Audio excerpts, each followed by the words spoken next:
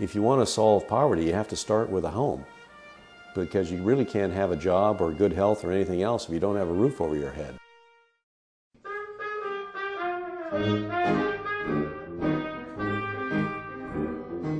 On my mother's side of the family, we go back to Salem in the 1600s. We have as many generations in America before the Revolutionary War as we have had since, so it's a long history there. Then my great-great-great-great-grandfather lost his thumb at Bunker Hill. On my father's side, we had a set of pioneers. We have a document where my great-grandfather got his homestead papers in 1880 in Minnesota, signed by Rutherford B. Hayes, and we have my grandfather's homestead papers in Montana in 1905, signed by Teddy Roosevelt. So it's a story of pioneers getting to the West. And my folks met.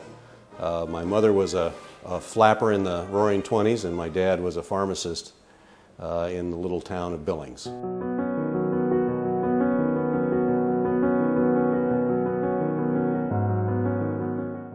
The high school years are most influenced by three Christian men, I think, that established, for whatever reason, all three sort of took me under their wing, and all three had their influence. And they were all community leaders, and I think that may be part of where this whole tale starts.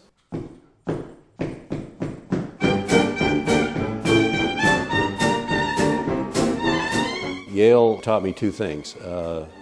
First, it taught me how to read and write from the best English department in the world. It was the best education you could get in terms of reading and writing. And the second thing it taught me was how to play the spoons. I played the wash tub bass and the spoons in the SDS jug band. So we lightened the load at all of the demonstrations on campus.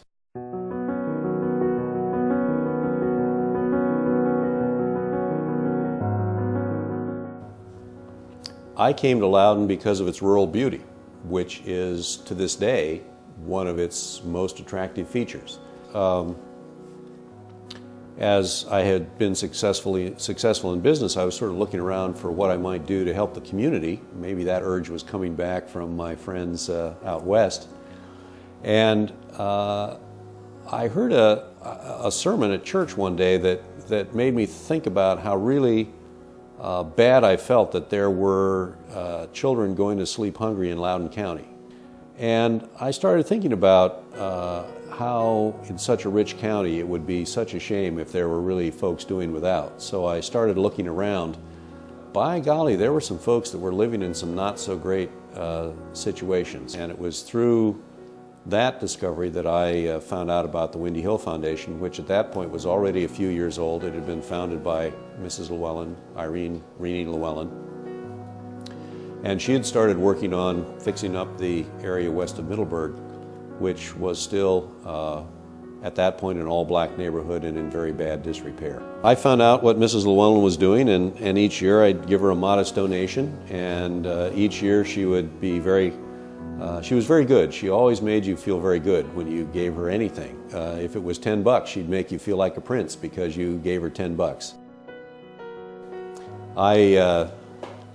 I became a contributor, and then before long I was recruited, and so she brought me onto the board. Not long after that she retired. Al Barton was president for 2 or 3 years, and then I became the volunteer president after that, and did that for over a decade.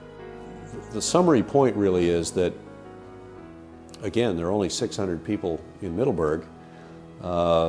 With the opening of Levis Hill House, we now house about 125 or 130 of them.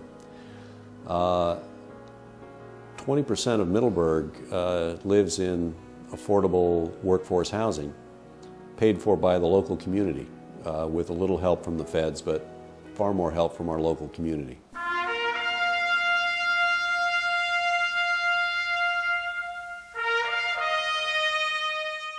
One of the best things about having been a leader of the Windy Hill Foundation, past president and now in the construction part of it, is that it really has been a way to provide those who want to do something an opportunity to do something.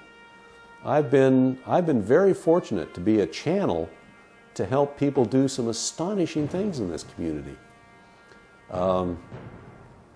It's amazing how if you just tell folks around here what needs doing, the resources that can be found. Sometimes they just need to know what it is, what the need is, and how it can be fixed.